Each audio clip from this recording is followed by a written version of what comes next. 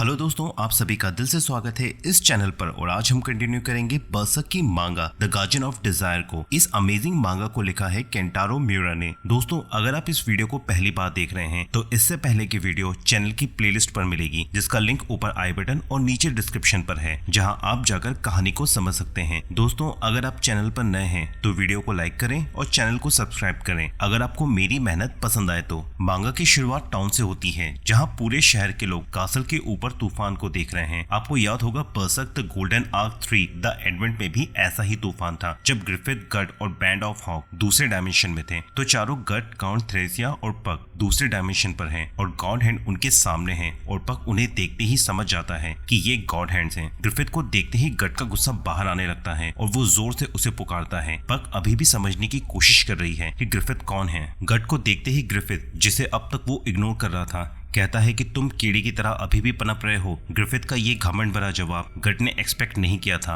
Archangel void count से कहते हैं कि भाग्य के नियम से तुम्हारे जीने की चाह ने इस डायमेंशन को खोल हमें बुलाया है। और ये सुनते ही काउंट तुरंत वॉइड से गट को मारने के लिए कहता है। वॉइड कहता है कि वो ऐसा नहीं कर सकता और लेडीज लैंड बताती है कि ये डायमेंशन काउंट की जीने की चाह से खुली है, न कि ब्लैक स्वॉर्ड्समैन की दुश्मनी से। यूबिक बताता है कि गॉड हैंड्स वहां पर काउंट की डीपेस्ट डिजायर को पूरा करने के लिए आए हैं। काउंट कहता है कि चूंकि गट ने गॉड हैंड के बहुत से एपोस्टल्स को मारा है, इसलिए उसे गॉड हैंड का दुश्मन कंसिडर करना चाहिए। ग्रिफिथ कहता है कि कुछ बेकार से एपोस्टल के मरने से गॉड हैंड्स को कुछ फर्क नहीं पड़ता और ब्लैक स्वॉर्ड्समैन की जिंदगी गॉड हैंड्स के लिए एक कीड़े से बढ़कर कुछ भी नहीं। और ये सुनते ही गट का दिमाग खराब हो जाता है और वो अपनी पूरी ताकत लगाकर खड़ा हो जाता है, वो भी इतनी इंजरीज के बाद, जो लेडीज लैंड के लिए काबिले तारीफ है। और लेडीज लैंड कहती है कि गट की विल पावर, फाइटिंग स्पिरिट और खासकर फेम्टो के प्रति नफरत उसे उठा रही है, जो खुद कसूरवार है गट के ब्रांड का। और गट ग्रिफिथ से कहता है कि पनप रहे हो, मेरी ही वजह से तुम यहाँ हो, तुम्हारी ही वजह से मैं मुर्दों से लड़ रहा हूँ, जब तुम यहाँ भगवान बने फिर रहे हो। और ग्रिफिथ कहता है कि तुम मेरे लिए बस एक आहुति हो, उससे ज्यादा कुछ भी नहीं। वहीं पक दोनों की जंग समझने की कोशिश कर रही है। ग्रिफिथ के करीब पहुंचते हुए गट का ब्रांड भड़कने लगता है, जिससे गट को बहुत तेज तकलीफ हो रही है और उसका बहुत सारा खून निकलने लगा है। ग्रिफिथ कहता है कि तुम्हारा ब्रांड डीमन काइंड को रिस्पॉन्ड करता है, जितना बड़ा डीमन होगा उतना ही तेज दर्द होगा और ये दर्द तुम्हारी जान भी ले सकता है। गट की तकलीफ इतनी बढ़ जाती है कि वो बस बेहोशी होने वाला होता है और गॉड हैंड को लगता है कि गट बस यहीं खत्म हो जाएगा। लेकिन गट अपनी रेज फॉर्म से खुद को संभाल ग्रिफिथ पर हमला कर देता है, जो किसी ने एक्सपेक्ट नहीं किया था। और ग्रिफिथ अपनी गॉडली पावर से गट को दूर फेंकता है और वो जाकर दीवार से टकराकर सिर के बल जमीन पर गिरता है, जिससे उसका सर फट जाता है। लेडीजलैंड और यूबिक गट के इस कारनामे से इम्प्रेस हो जाते हैं कि शरीर में इतनी इंजुरीज, ब्रांड का मारने वाला दर्द के बावजूद वो ग्रिफिथ पर हमला कर पाया।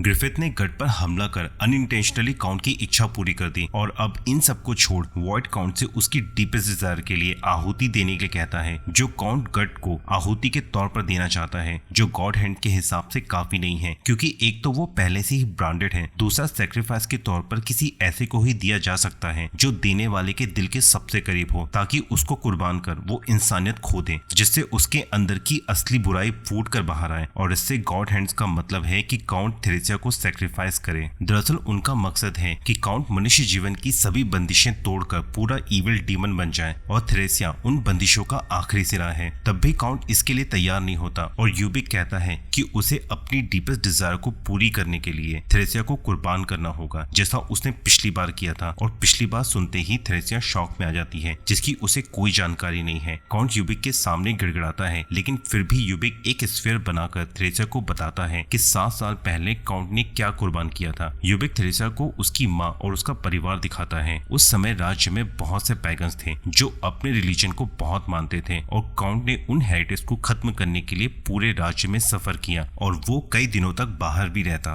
और एक दिन जब वो किसी सफर से थका हारा लौटा तो सीधा अपनी पत्नी और बच्ची के पास गया और तब वो हुआ जिसकी उसने कभी कल्पना भी नहीं की थी। उसने देखा कि किले के एक कमरे में एक बदसूरत सी मूर्ति दिखी, जिस पर और उसके सामने उस भगवान को खुश करने के लिए सामूहिक सेक्स किया जा रहा था। और उस मूर्ति पर जो औरत लिपटी हुई थी वो काउंट की मोहब्बत, उसके दिल का सुकून था। इस रिचुअल को देख काउंट का दिमाग खराब हो गया और उसने ब्लाइंड रेंज में वहां सभी को मार दिया, लेकिन अगर किसी को नहीं मार पाया तो अपनी पत्नी को। और जब उसने अपनी ही पत्नी के चेहरे पर उसकी धोखे की खुशी देखी तो वो सब कुछ हार अपनी ही जान लेना चाहा। तब भाग्य के नियम ने एक करवट ली और बैलीड एक्टिवेट हो गया और उसकी अंतरात्मा की आवाज की पुकार गॉड हैंड ने सुन ली। काउंट ने अपनी सफरिंग से आजादी के लिए गिड़गिड़ाया और गॉड हैंड ने उसकी सफरिंग के बदले एक सेक्रीफाइस मांगा, एक ऐसा सेक्रीफाइस जो उसके सबसे करीब हो। और काउंट ने खुद की दुख और नाउमीदी से छुटकारा पाने के लिए उसको सेक्रीफाइस कर दिया जिसकी जान वो खुद नहीं ले सकता था और सुपर नेचुरल डीमन बन गया।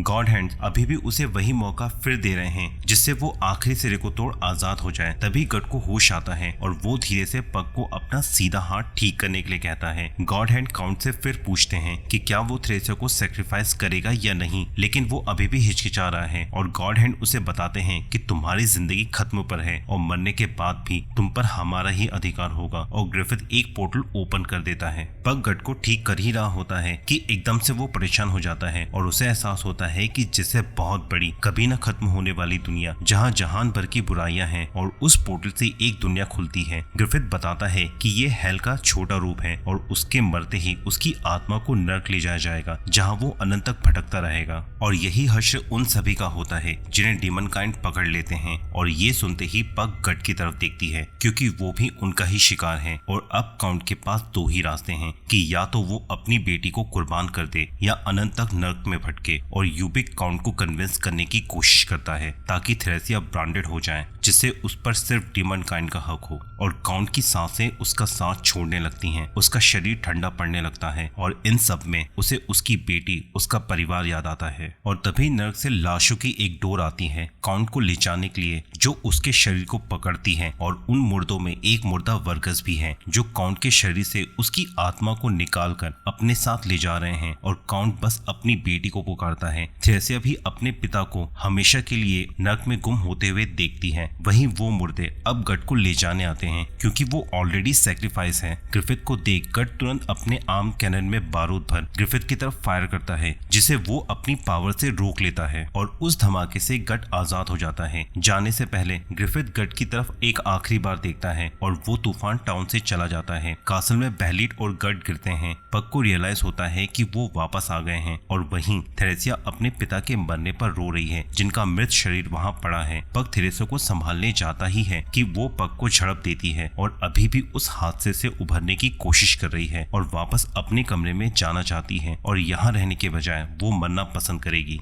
तभी गट उसके सामने आता है और उसे खुद को मारने के लिए कहता है। ये देख पग गट पर गुस्सा होता है लेकिन गट फिर भी थ्रेसिया को खुद को खत्म करने के लिए कहता है जो बहुत आसान है अपनी कलाई काटने जितना और ये उसकी जिंदगी है। थ्रेसिया चाकू उठाकर नस काटने बढ़ती ही है कि पग ये देख उसे रोकने की कोशिश करता है और तभी थ्रेसिया के नीचे का फ्लोर टूट जाता है और उसे गिरता देख गट अपनी तलवार उसे पकड़ने को देता है जिसमें वो लटक जाती है। तलवार की धार से थ्रेसिया की हथेली से खून बहता है लेकिन थ्रेसिया जीना चाहती है और गट उसे ऊपर ले आता है। थ्रेसिया की हालत देख पग उसकी मदद करता है और थ्रेसिया गट से कहती है कि ये सब तुम्हारी वजह से हुआ और एक दिन मैं तुम्हें मार डालूंगी। गट अपना लिबास और बैलेट उठाकर वहां से जाने लगता है और गट फाइनली कहता है कि ठीक है जब तुम तैयार हो और गट लड़खड़ाता हुआ वहां से जाने लगता है। गट की आंखों में मायूसी है शायद इसलिए कि वो ग्रिफिथ का कुछ नहीं बिगाड़ पाया और उसकी आंखों में मायूसी देख पग भी हैरान है और यहाँ पर ये मांगा खत्म होती है। दोस्तों बरसक का ये part the guardian of desire यहाँ पर खत्म होता है। नेक्स्ट पार्ट में हम गट की बैक स्टोरी जानेंगे, तब तक चैनल पर बने रहिए। तो दोस्तों मैंने अपनी तरफ से पूरी कोशिश की कि इस मांगा का प्रॉपर एक्सप्लेनेशन आप लोगों तक पहुंचा सकूं। ये एक्सप्लेनेशन आपको कैसा लगा मुझे कमेंट सेक्शन में बताएं। अगर चैनल पर नए हैं तो चैनल को सब्सक्राइब करें। मैं इस तरह के वीडियोस आपके एंटरटेनमेंट के लिए लाता ही रहता हूँ। मिलते हैं अगले वीडियो में, तब तक के लिए गुड बाय।